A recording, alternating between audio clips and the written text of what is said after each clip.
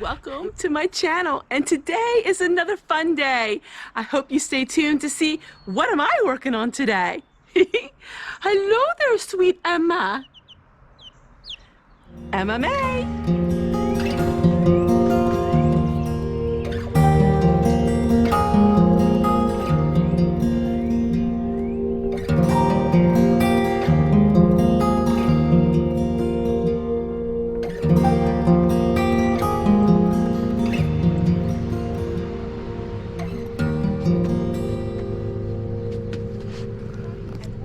Today's video, I'm going to share with you an update in my garden and show you my polytunnels that I put together. We have a lot of fun things that we're going to do today, so let's get right into the video. The thing I want to show you is where I'm sitting today. I made myself another little area where I can film, and it's beautiful. I think it's just perfect for my channel. Let me show you. I used everything that was discarded items or items that I made. I hope you saw my one video where I shared with you how you can make this beautiful beehive, and it really doesn't cost you hardly any money. It's using an old milk jug. Yep, a plastic milk jug, a little bit of rope, and some hot glue, and you got yourself a really cute beehive. So my son had this table. It is a Craftsman work table, which he didn't need. He was going to throw it away. I put a board on top of it, and I turned it into a table where I can film and do all kinds of projects. So here is my potting shed. The roses are beautiful right now in color. The roses are a beautiful foliage, and they will soon be blooming. This is my favorite time of the year. Property line, you can see my black fence right there. That's where our property stops. And so I try to have everything just as good as I possibly can. And my whole area of my property now is clean, and it is free of winter debris, and I'm just really working. Hey, we got to go out to the polytunnels, and I'll show you what that looks like. First I have to get one of my trowels. I think I'm going to get this one. I have some antiques, but I want to be careful and not use them too much. So there you go, everyone, is the inside of my potting shed.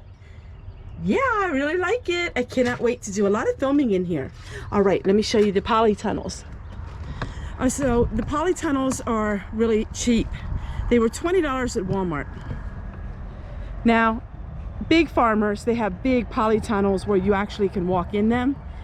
This is what it's called. It's called a polytunnel, but it's a small one. But it works great for what I want it for, because I'm going to plant some seeds in it.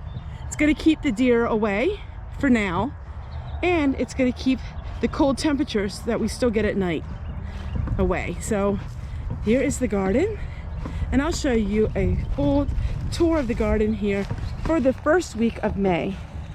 All right. Up there is the house, potting shed, chicken house.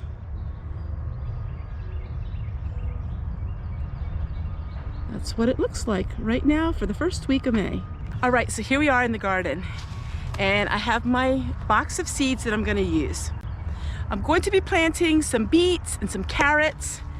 I'm really on behind in planting some of my spring crops. I should have carrots in the ground by now, and I should have my beets in the ground.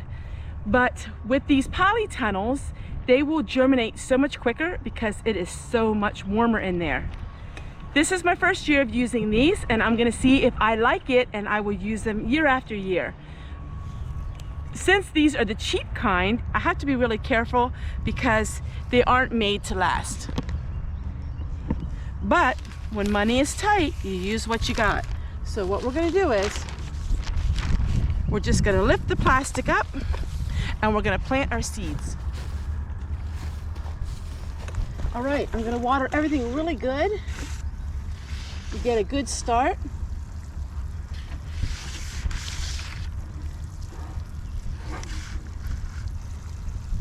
And that should really help. So I'm going to water this the whole way down.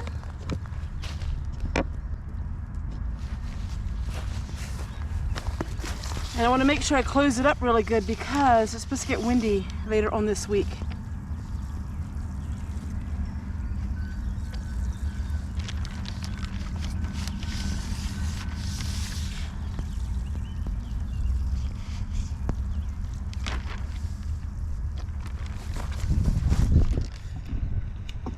right, got that looking better. Now I'm gonna go ahead and I'm gonna take the seed pack and I'm gonna put it, to try to fix the seed packs better so they look nicer. I should have done this first. I'm gonna put the seed packs in one of these, and that way I can put it in the ground better so it looks nicer. And then I'm gonna make sure that I put the plastic down good.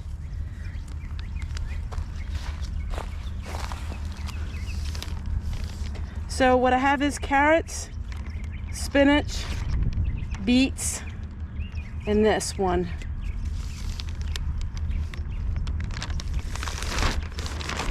Make sure we put everything in the ground good. All right, I'll show you in a minute when I'm done. All right, so this polytunnel is fully planted, and it's gonna take a little bit for everything to come up, but it won't take long. Make sure that plastic really good and tight when the heavy rains and the winds come. Looks good. So I'm gonna plant those traditional style, which means you're gonna take some twine or some rope or some string. We're gonna take 2 stakes and we're gonna make a straight line and we're gonna plant it along that line. That's the traditional way of planting.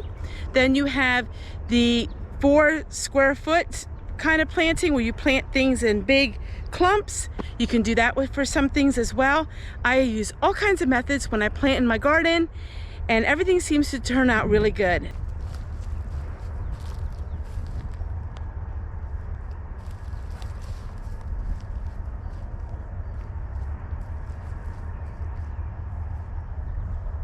Lately, you've been hearing me use the term micro-farming, and that is what homesteading is. It's like micro-farming.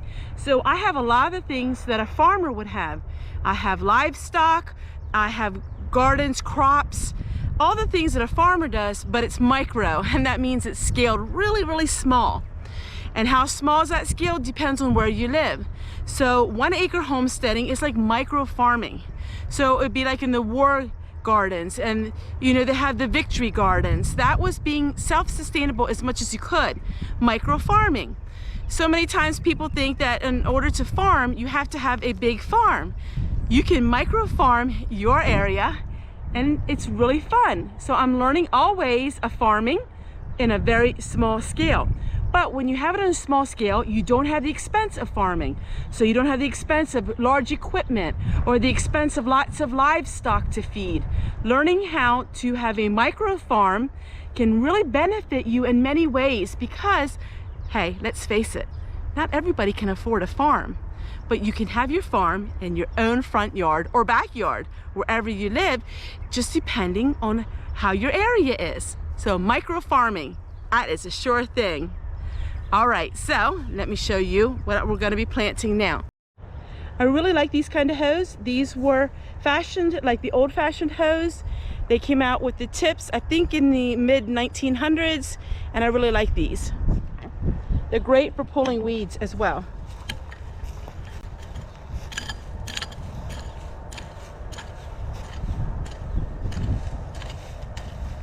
A lot of people question, well, where do I live? What am I? Am I urban, suburban, country? Technically I live in the country, but I do have houses all around me. Now the houses aren't as close as what some are. I don't live in a like development type thing. So I am technically country with surroundings around me. And that's how it was back for a lot of people they had the victory gardens. They didn't live rural, they lived around other people. And they dug up their front yards, dug up their backyards, and they produced little micro farms, and they really became self-sufficient without even having the ground.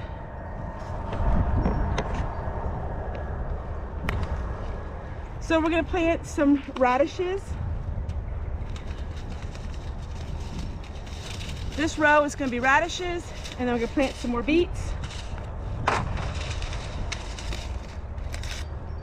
I like to dehydrate radishes as well. They're great dehydrated in a salad. They get real crunchy. You cut them up and you just dehydrate them.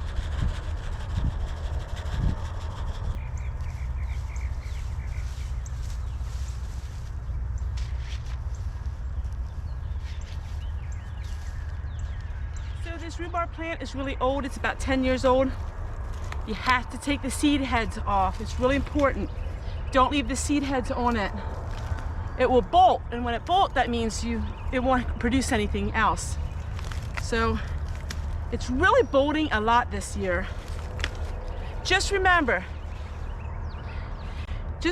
when you had the rhubarb, this is 10 years old, and it went to bolt, so that means you have to take the seeds head off of it. But just remember, this rhubarb is poisonous to the leaves. You do not eat the leaves of the rhubarb, you only eat the stalk. So we're gonna go ahead and pull off all of the seed heads, because we want to harvest this here in May. This is my garden.